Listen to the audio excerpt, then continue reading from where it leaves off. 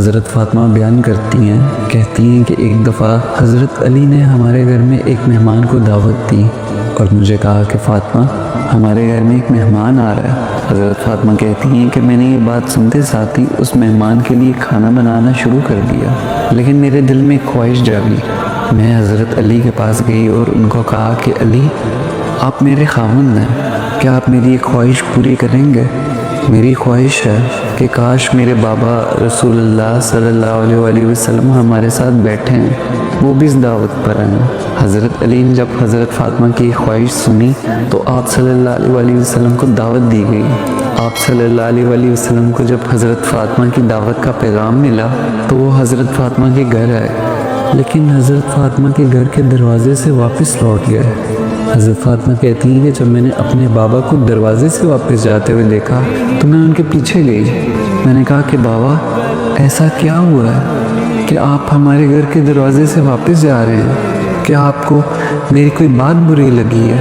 کیا میرا کوئی ایسا عمل آپ کو برا لگا ہے کہ آپ مجھ سے ناراض ہو گئے؟ آپ صلی اللہ علیہ وآلہ وسلم نے جب حضرت فاطمہ کی یہ بات سنی تو کہا کہ میری بیٹی فاطمہ، تمہارے گھر میں ایک کپڑا ہے، ایک پردہ ہے جس کے اوپر کوئی شکل بنی ہوئی ہے، تصویر بنی ہوئی ہے۔